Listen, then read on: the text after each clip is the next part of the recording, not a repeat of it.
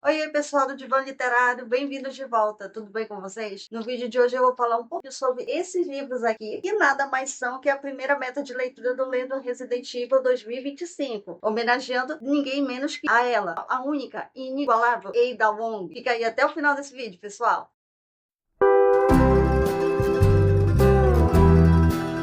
Oi, pessoal, bem-vindos de volta. E no vídeo de hoje eu vou falar um pouquinho sobre esses livros aí, que foram lidos para a primeira meta de leitura do Lendo Resident Evil, que teve como tema de leitura no primeiro trimestre o tema Inocente até prova em contrário, já que a gente está homenageando uma personagem do jogo Resident Evil 6 que foi acusada de um monte de coisas, inclusive de traição e um monte de coisas lá. Quem jogou a campanha do Resident Evil 6, inclusive a da própria Ada, já teve um pouco de contato com a história dela, entendeu o que estava acontecendo ali. Todas as vezes que o Leon, os outros personagens apareciam e chegavam e na cara dura acusavam ela lá, e ela lá tendo que lidar com a situação de ser acusada de coisas que ela nem sequer fez. Claro que por ser mercenária, uma mercenária muito dedicada, muito produtiva, a funcionária dos sonhos de todo mundo, aí ela passou por isso, é imaginável. Ela é uma mercenária, tadinha, mas ela foi acusada de coisas inimagináveis também, e por conta disso, como tema de leitura aqui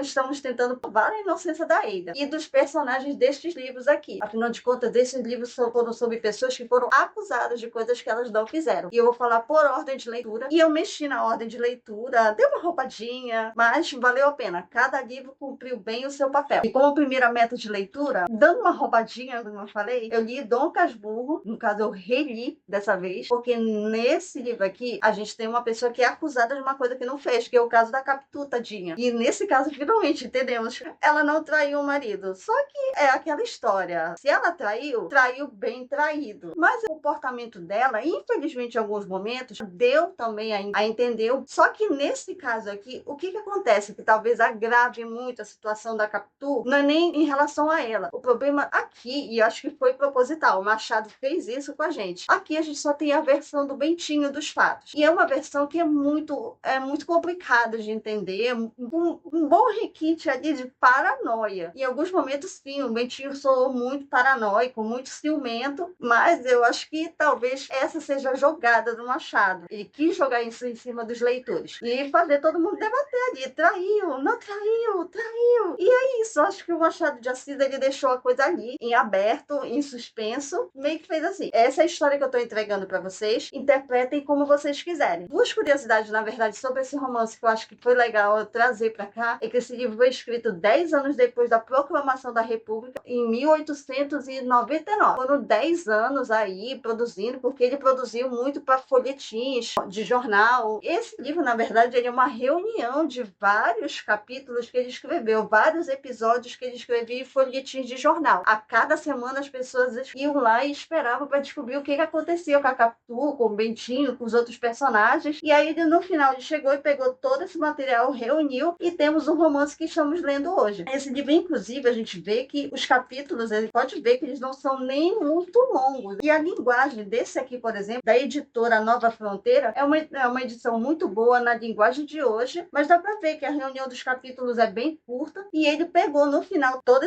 essa publicação de vários episódios de folhetins e reunindo esse romance que está aqui. A outra curiosidade que eu trouxe para cá sobre esse romance é porque, de uma certa forma, ele inaugura uma nova fase da escrita do Machado, na verdade, porque ele até então ele escrevia romances românticos, aqueles romances mais voltados para o público feminino, que até então, até Helena, por exemplo, Helena é um exemplo disso, ele ainda escrevia de forma romântica, ainda era uma transição do romantismo para o realismo, e Dom Casmurro aqui, ele meio que inaugura uma nova fase da escrita do Machado. Esse é um romance que faz a gente pensar muito sobre como o ser humano é complexo, muito diferente, e ao mesmo tempo ele faz com que a gente pense e repense sobre culpas, culpabilidade, o quanto uma pessoa realmente é culpada de alguma coisa que ela fez. E aqui a gente tem uma personagem que é um pouco ambígua também. A Capitu, em alguns momentos, ela é ambígua. É um livro que faz a gente refletir muito sobre como cada pessoa age dentro da história, mas talvez o que faz com que a gente reflita se realmente Capitu traiu ou não o marido dela é a questão que nós só temos a versão do Bentinho. E é uma versão muito cheia de paranoia, na minha opinião. É uma versão muito paranoica. heróica. E apesar que o que me fez ficar em dúvida em relação a esse romance ano passado, o que me fez ficar em dúvida foi justamente porque em alguns momentos ele falava sobre reações, por exemplo, da mãe dele, por exemplo, em relação ao neto. Essas reações eu acho que não dá para você florear ou fingir. Eu cheguei em alguns momentos a pensar, será que a mãe dele realmente está rejeitando o neto porque ele é fruto de uma traição mesmo da Capitu com o Escobar? Mas acho que hoje o que me faz refletir muito se houve ou não traição é a questão do fato de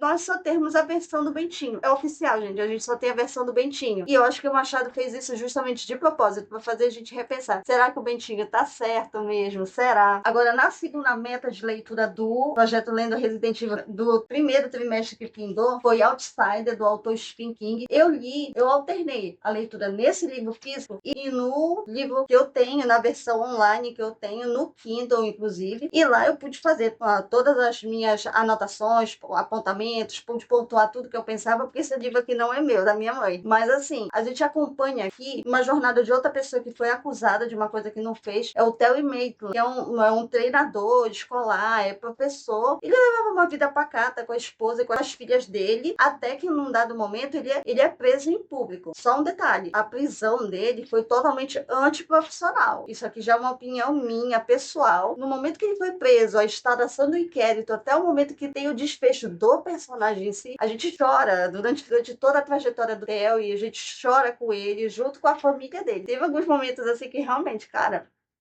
a gente realmente se emociona muito com o que acontece com ele. E o desfecho dele, diferente da série da HBO, é um desfecho muito triste, porque mostra, inclusive, como o sistema é falho. Inclusive, fica a minha recomendação de ler Outsider, que inclusive eu não acabei ainda, falta pouquinho, porque realmente teve um momento que eu abandonei esse livro mesmo, porque estava muito difícil de ler. Estava muito difícil, porque chegou um momento que eu não consegui realmente acompanhar a jornada do Theo. E foi uma jornada muito sofrida, ele sofreu muito, não só durante o período de encarceramento, todo o processo que ele passou até o inquérito, o julgamento. E ele, durante todo esse processo, ele alegando inocência. Eu não fiz isso. Teve todo mundo dizendo, as provas estão ali, elas te acusam. Mas, num dado momento, no romance, deu pra ver que realmente eles perceberam. Depois que ele estava preso, aconteceu outras coisas depois. Aí ele foi lá, peraí, não foi ele. Inclusive, quando ele estava preso, aconteceu outros crimes também, quando ele estava preso. E isso fez com que a polícia também repensasse a situação.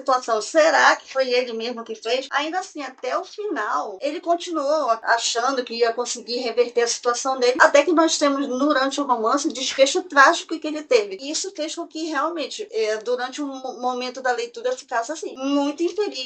O Stephen King, gente, ele faz a gente ver o mundo como ele realmente é, através de monstros, vampiros, lobisomens, mortos que querem se alimentar de pessoas num hotel abandonado. Ele mostra pra gente como o ser humano realmente é, como a sociedade é e como a gente, apesar de tudo, a gente se engana com o Stephen King. Ele consegue mostrar o mundo do jeito que ele realmente é. Ele não mostra um mundo feio, ele não pinta um mundo terrível. Ele mostra o ser humano como ele realmente é. Ele mostra dramas humanos, pessoas passando por dificuldades, por situações adversas com as quais ele não estava preparado. E no caso desse personagem aqui, que ele teve um desfecho, um dos piores desfechos que uma pessoa poderia ter, justamente porque ela estava alegando inocência. Então, eu fiquei muito emocionada com a jornada dele mesmo. Esse livro, inclusive, eu recomendo para quem vai estudar direito, para quem quer entender bem as falhas do sistema judiciário como um todo, as etapas, desde o inquérito, tudo, porque aqui dá para ver todas essas falhas muito bem. E eu fiquei muito emocionada com o desfecho da jornada do Terry Maitland. Eu fiquei assim, muito triste, inclusive porque não foi só ele que sofreu, não foi apenas ele que sofreu e perdeu, a família dele também sofreu e perdeu durante todo o processo. Foi uma leitura difícil, dura. Eu ainda não concluí ela, falta pouquinho para concluir, falta pouquinho, mas eu confesso que foi uma leitura muito difícil, porque a gente tem contato com um personagem que, apesar de tudo, ele ainda segue otimista, acreditando que talvez as coisas fossem melhorar, mas à medida que ele foi levando os golpes ao longo de todo o processo, ele foi desanimando até chegar ao desfecho que ele teve. E foi um desfecho muito triste, gente. Foi um desfecho muito triste pra ele. E pra finalizar, foi de propósito que eu investi as metas, mas valeu a pena, porque eu li A Paciente Silenciosa, que foi a meta que encerrou com chave de ouro o primeiro trimestre trimestre, a gente tem um romance eletrizante. Gente, olha quanto eu marquei. O livro é meu, né? Mas olha quanto eu marquei. Porque esse, inclusive, eu vou deixar aí nos cards a resenha dele, porque foi um livro, assim, do início ao fim. Ele foi eletrizante, foi um livro muito bom, mas ele também tem alguns gatilhos. É um livro difícil para quem, por exemplo, passou por traumas e alguma coisa, vai ter um pouco de dificuldade para ler. Mas é um romance muito bom. Inclusive, o Alex Michaelides, o autor que escreveu esse livro, ele teve todo um apuro e cuidado para escrever esse romance. Ele trouxe algumas coisas sobre a ciência médica, sobre a psiquiatria, a psicologia, inclusive a psicologia forense. Ele trouxe tantas informações muito boas. Eu confesso que eu gostaria de ver isso tudo, por exemplo, num glossário no final do livro, como eu vi, por exemplo, no romance Kim Ji-young, ano passado, porque nesse romance, apesar de ser um romance de ficção,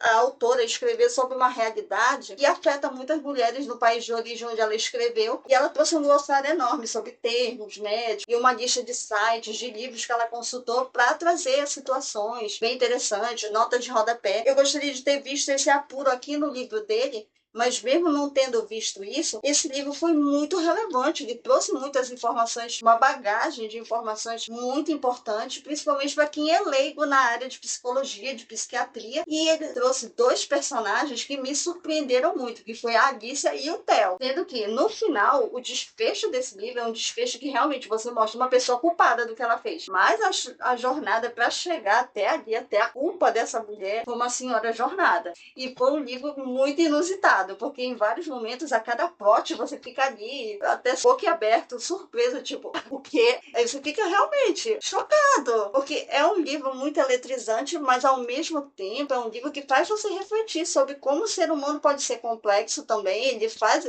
esses três livros fazem essa reflexão pra gente. O ser humano é muito complexo, você não sabe como é estar na cabeça de uma pessoa, e a gente precisa passar por uma jornada de autoconhecimento às vezes. E esses três livros foram muito surpreendentes. Mas eu acho que de todos, esse aqui fechou com chave de ouro, porque foi um livro assim, que realmente me fez de trouxa até o final. Porque foram vários plots, várias reviravoltas. Quando eu ainda estava me recuperando de uma reviravolta lá, chegava a acontecer outra coisa. Ai, minha nossa, eu não acredito. Eu ainda estava me recuperando de uma reviravolta, lá acontecia outra.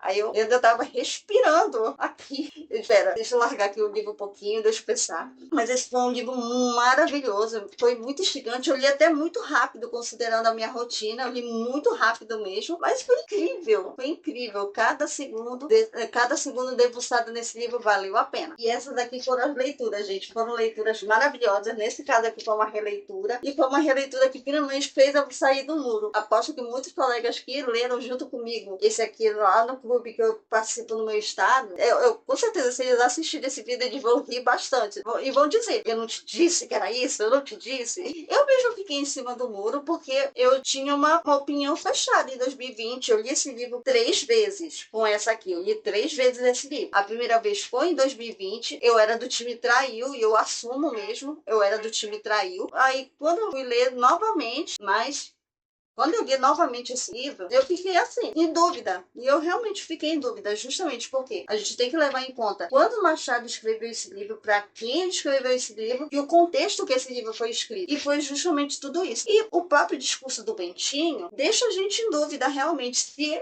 a Capitu traiu de fato ou não o marido dela. E é um discurso muito ambíguo, porque você não sabe realmente se você acredita na Capitu, se você acredita no Bentinho, se você acredita nos outros personagens, até o próprio Escobar. Muitas atitudes dele também condizem com um homem que realmente é infiel à sua esposa. Isso significa que se de fato ele ou tivesse havido alguma traição, ele teria traído a Sancha. Foi uma construção narrativa que realmente a gente fica muito surpreso e deliciado também, porque é isso que eu acho que o Machado faz com a gente. Eu gosto muito, na verdade, da escrita do Machado, eu gosto muito, e é uma escrita que realmente instiga a gente a pensar, será que foi isso mesmo? E é muito bom ler um clássico como esse daqui, que faz a gente pensar, bater cabeça mesmo, e ficar se perguntando várias vezes, como será que isso aqui acontece nos dias de hoje? E esses dois livros aqui, eles me fizeram realmente entender. Isso aqui me fez entender noções de culpa. O Machado, ele tem uma noção de culpa que ele passa pra gente, bem interessante, mas esses dois aqui foram incríveis, realmente. porque eles realmente me testaram enquanto leitora. E se você ficou até aqui, muito obrigada, gente. Eu espero que vocês tenham gostado. E se você gosta desse tipo de conteúdo sobre literatura, sobre livros, sobre leitura, é só você se inscrever aqui e ativar o sininho para não perder nenhuma novidade do canal. E até lá, gente. Até a próxima oportunidade. Tchau, pessoal.